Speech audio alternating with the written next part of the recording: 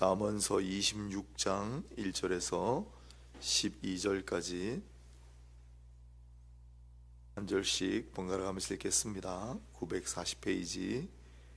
미련한 자에게는 영예가 적당하지 아니하니 마치 여름에 눈 오는 것과 추수 때 비 오는 것 같으니라. 까닭없는 저주는 잠새가 돋는 것과 제비가 날아가는 것 같이 이루어지지 아니하느니라. 말에게는 채찍이요 나귀에게는 재갈이요 미련한 자의 등에는 막대기니라. 미련한 자의 어리석은 것을 따라 대답하지 말라. 두렵건대 너도 그와 같을까 하노라. 미련한 자에게는 그의 어리석음을 따라 대답하라. 두렵건대 그가 스스로 지혜롭게 여길까 하노라. 미련한 자 편에 기별하는 것은 자기의 발을 베어버림과 해를 받음과 같으니라. 저는 자의 다리는 힘없이 달렸나니 미련한 자의 입의 잠언도 그러하니라. 미련한 자에게 영예를 주는 것은 돌을 물매에 매는 것과 같으니라. 미련한 자의 입의 잠언은 술 취한 자가 손에 든 가시나무 같으니라.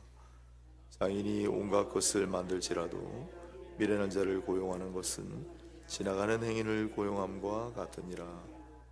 개가 그 토한 것을 도로 먹는 것 같이 미련한 자는 그 미련한 것을 거듭 행하느니라. 네가 스스로 지혜롭게 여기는 자를 보느냐? 그보다 미련한 자에게 오히려 희망이 있느니라. 아멘. 오늘 본문은 미련한 자 관련된 또 말씀이 나오는데 제목을 미련 경계가라고 한번 붙여봤습니다. 미련을 경계하고자 하는 노래, 미련 경계가, 이렇게 제목 붙이고 함께 말씀을 살펴보도록 하겠습니다. 날씨가 아마 올해 들어 제일 추운 것 같은데 건강 조심하시고 항상 또 기후 변화에 민감하게 잘 반응하시기 바라고. 자, 오늘 잠언서에는 미련이란 말이 상당히 많이 등장합니다. 제일 먼저 등장하는 말을 찾아봤더니 1장 22절이었는데 어리석은 자, 거만한 자, 미련한 자의 3종 세트로 처음 등장한 이후에 미련한 자 동명사로 또 미련한 여인, 미련한 아들 등으로 속속 등장합니다. 이게 원래 말은 약간 우둔함과 관련이 있는데 우리말 미련은 찾아봤더니 이게 미령이라는 한자가 변해서 된 말이라고 하는데 미령은 영리하지 못하다라는 뜻이라고 합니다.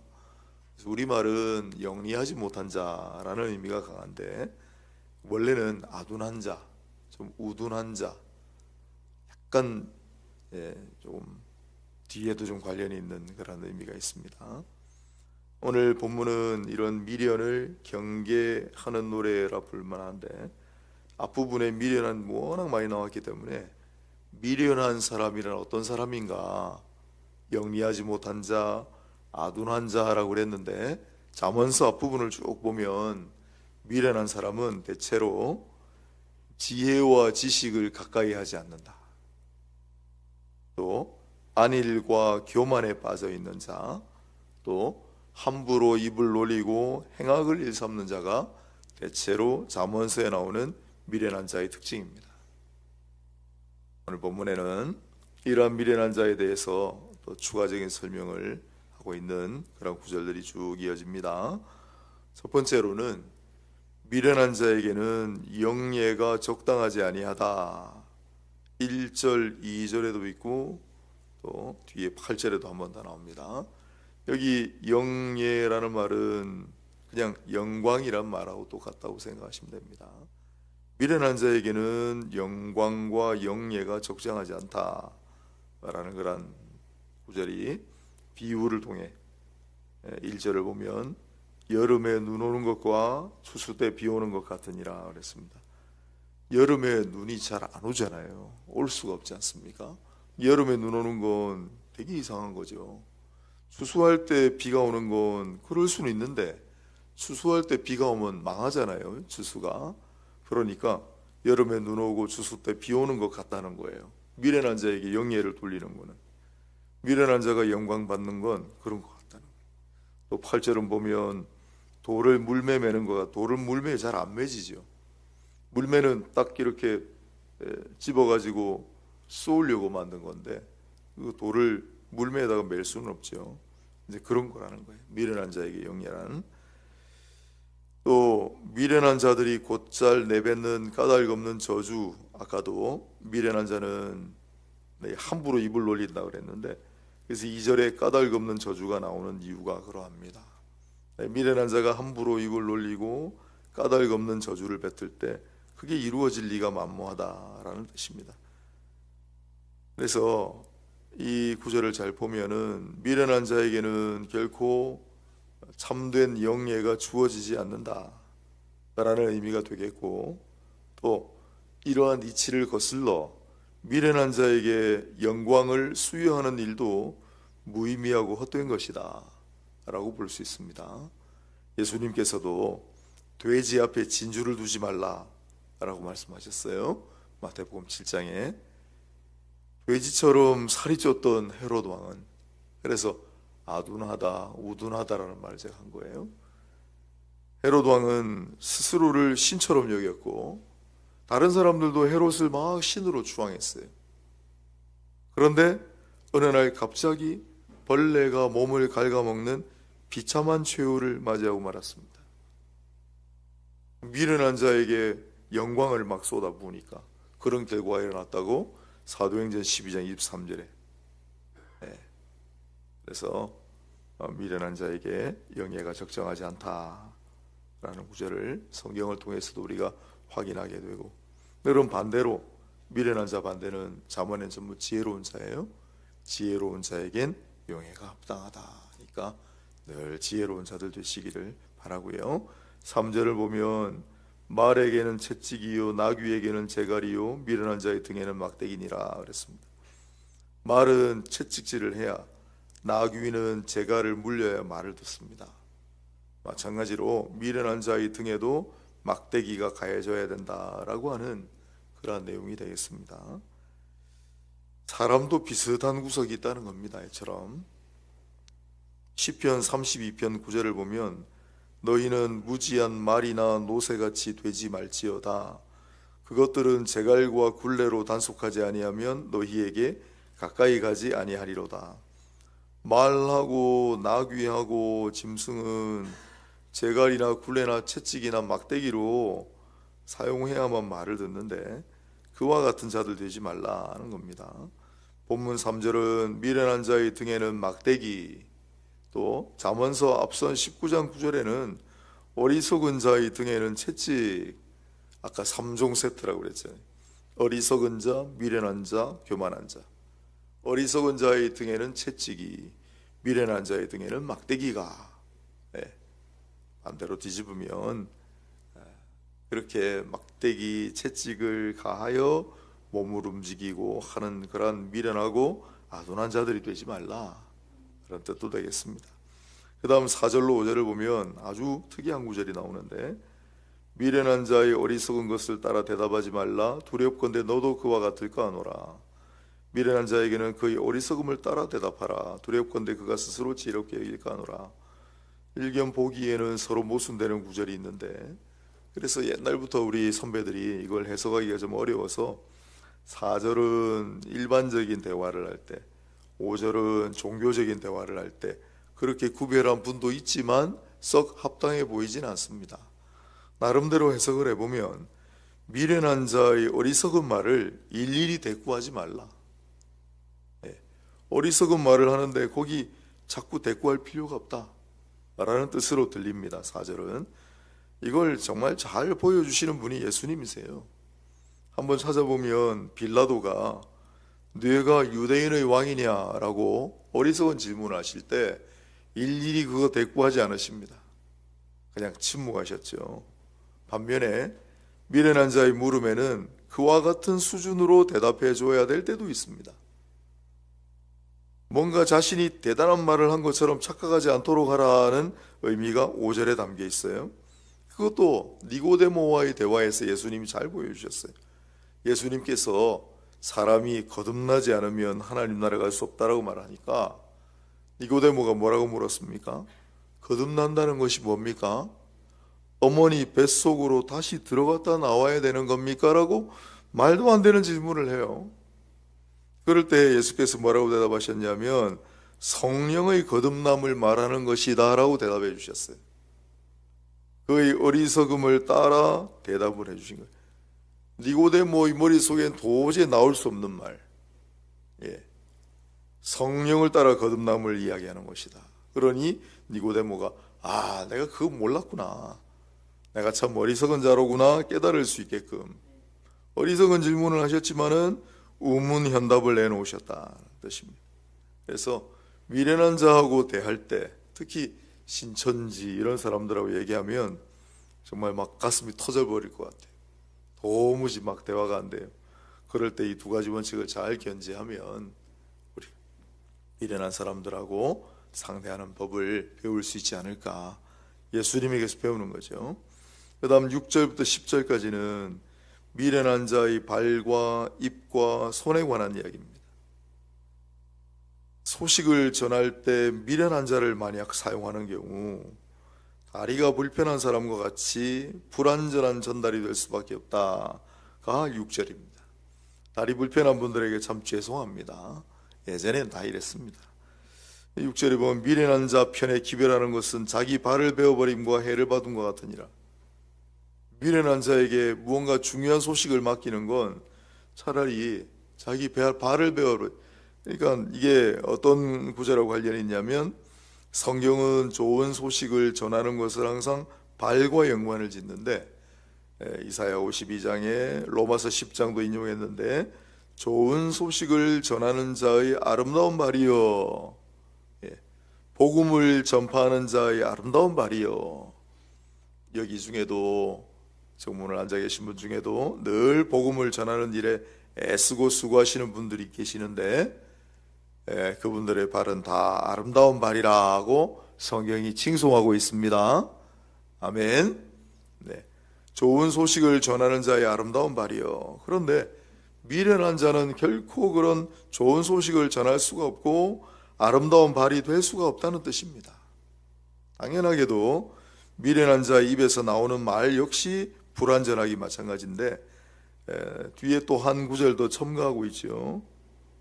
9절에 미련한 자의 입의 잠언은 술 취한 자가 손에 든 가시나무 같으니라. 미련한 자는 함부로 입을 놀리는 자라고 그랬는데 그런 미련한 자의 입에서 좋은 소식, 아름다운 소식이 제대로 전달될 리가 만무하지 않겠습니까? 그걸 술 취한 자의 손에 든 가시나무라는 아주 희한한 비유를 들어 말하고 있습니다. 또한 미련한 자의 미련한 자의 손도 온전할 리가 있습니까? 불완전하여 조금 다른 각도로 10절에 장인이 온갖 것을 만들지라도 미련한 자를 고용하는 것은 지나가는 행인을 고용함과 같으니라. 결국 장인은 손을 써야 되니까 미련한 자를 고용하는 것은 그냥 아무나 지나가는 사람 데리고 쓰는 거하고 똑같다는 거예요. 따라서 미련한 자의 발과 미련한 자의 입과 미련한 자의 손은 불완전하기 그지없다 라는 이야기를 하고 있습니다. 11절에 개가 그 토한 것을 도로 먹는 것 같이 미련한 자는 그 미련한 것을 거듭 행하느니라. 미련한 자는 도무지 더러움을 모르고 그것을 계속 반복하는 미물과 같다라는 뜻입니다. 이 구절은 베드로 후서에서 인용했기 때문에 더 유명해졌습니다. 베드로 후서 2장 22절에 참된 속담에 이르기를 개가 그 토하였던 곳에 들어가고 돼지가 씻었다가 더러운 구덩이에 도로 누웠다 하는 말이 그들에게 응하였도다. 이 말씀이 그들에게 응하였다라고 선포하는 거예요. 여기에 베드로 후서가 잠언서를 참된 속담이라고 인용하는 것도 사실 굉장히 흥미롭습니다. 잠언을 참된 속담이라고 부릅니다. 신약은. 또한 여기서 그들에게 응하였다. 이 그들이 누군가? 거짓 선생, 거짓 선지자, 거짓 말을 전하는 자들을 일컬었습니다. 그들을 베드로는 뭐라고 했냐면 거짓과 탐욕을 일삼는 자들이다. 잡혀 죽기 위하여 난 이성 없는 짐승과 같다. 물 없는 샘이요 광풍에 밀려가는 안개와 같다. 멸망의 종들이다. 그렇게 지칭했습니다. 즉 더러움을 모르고 끊임없이 더러움 속에서 뒹구는 미물과 같은 존재, 그게 바로 미련한 자다라는 거예요. 그런데 잠언서에 나왔던 이 말씀을 누군가를 지칭하여 그들에게 이 말씀이 그대로 이루어졌다라고 선포한 게 베드로인데, 그럼 그들을 누구를 가리켰는가? 그게 바로 거짓말을 일삼고 복음을 흐리게 하고 사람들을 호도하고 미혹에 빠뜨리는 자들이라고 읽는 겁니다. 이게 바로 미련한 자의 정체다. 그런데 제일 마지막 구절, 그래서 오늘 조금 간단하게 먼저 정리하면, 미련한 자에게는 영예가 적당하지 않다.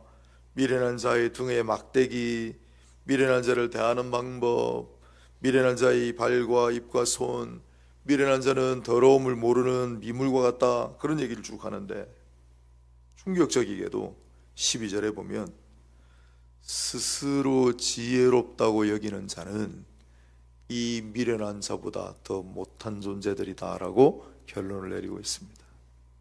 깜짝 놀라게 됩니다. 미련한 자, 그렇지, 미련하니까 개처럼 돼지처럼 더러움을 모르고 미련하기 때문에 그렇겠지. 미련한 자에게 무슨 영예가 어울릴까?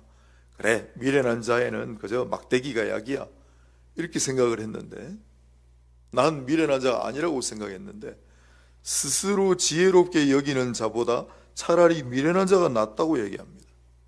깜짝 놀라게 됩니다. 잠언 마지막 부분에서도 비슷한 표현이 한 번 더 나타납니다. 잠언서 29장 20절인데, 내가 말에 조급한 사람을 보느냐? 그보다 미련한 자에게 오히려 희망이 있느니라. 미련한 자가 더 낫다는 거예요. 어떤 사람보다? 말을 함부로 성급하게 하는 사람보다는. 예수께서는 성전에 올라간 바리새인과 세리의 비유를 통해 이러한 이치를 한 번 더 일깨워 주셨습니다. 바리새인은 누가복음 18장에 나온 얘기예요. 참 훌륭한 외모를 갖추고 있습니다. 또 신앙도 형식적으로 아주 잘합니다. 누구보다도 금식을 철저히 지키고 헌금도 잘하고 예배도 잘 드리고 신앙생활을 완벽하게 하는 것 같습니다. 그런데 성전에 올라가서 이렇게 기도합니다. 하나님, 나는 저 세리보다는 훨씬 낫지요. 그런데 세리는 스스로 비참한 죄인인 줄 알고 성전에 나아가 가슴을 두드리면서 하나님, 나를 불쌍히 여겨주소서, 나는 비참한 죄인입니다, 그랬을 때 주님께서는 그 바리새인보다 세리가 더 의롭다라고 결론을 내리셨습니다. 미련한 자에 대해서 잠언은 계속해서 얘기합니다. 미련한 자는 어떤 사람인가?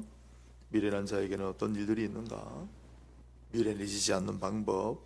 하지만 많은 구절이 있는데 단 한마디로 거기에 큰 추를 올려놓으시는 것 같아요. 이게 뭐냐면, 아무리 미련하고 미련한 자라도 스스로 지혜롭게 여기는 자보단 낫다. 교만한 줄 모르면서 교만에 빠져 있는 자, 겸손하지 아니하면서 스스로 겸손하고 여기는 자보다 차라리 미련한 자가 낫다라고 반화법을 통해 얘기하십니다. 오늘 우리가 우리의 자신을 돌아보고 늘 겸손해야 될 이유가 여기에 있습니다. 늘 하나님 앞에 참된 지혜를 간구하시고 늘 불쌍한 죄인으로 여기시고 항상 겸손하게 하나님 앞에 나가면, 늘 말씀드립니다만 역대하 7장 14절에 뭐라고 했습니까? 너희가 악한 길에서 떠나 스스로를 낮추어 겸손하여 내 얼굴을 찾으면 내가 그들의 죄를 사하고 그들의 땅을 고칠지라 약속하셨어요. 언제나 겸손하게 하나님 앞에 나아가면 하나님께서 늘 고치시고 회복시킨다 약속하셨으니 오늘 그 약속의 말씀 붙들고 의지하며 또한 참된 지혜를 구하며 참된 겸손을 구하며 나아가는 저와 여러분 되시기를 바랍니다.